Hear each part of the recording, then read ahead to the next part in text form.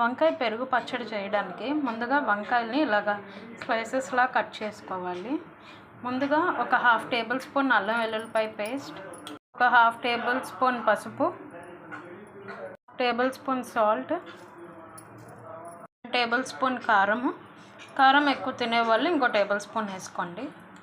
Table spoon ధనియాల powder,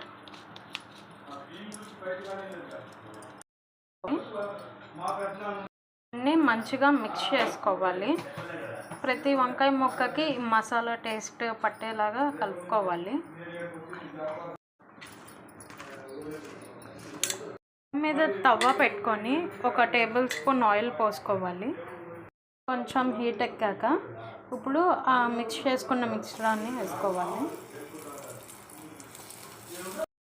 వంకాయలు roast అయ్యేలోపు ఒక కప్ పెరుగు తీసుకొని అందులో 1/2 table spoon salt, 1/2 table spoon జీలకర్ర పౌడర్ వేసుకోవాలి. ఇది బాగా మిక్స్ చేసుకోవాలి. గడ్డలు లేకుండా బాగా కలుపుకోవాలి.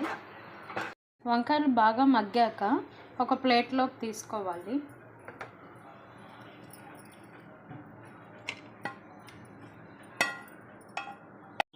ఇదే తవ్వలో ఒక 1/2 టేబుల్ స్పూన్ ఆయిల్ వేసుకొని ఆనియన్స్ వేసుకోవాలి.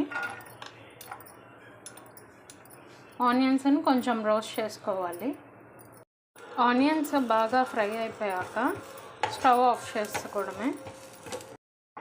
ముందుగా పెరుగును కలుపుకున్న దాంట్లో వంకాయలు వేసుకోవాలి. ఆనియన్స్ బాగా చల్లారాక వేసుకోవాలి, లేదంటే పెరుగు ఇరిగిపోతుంది.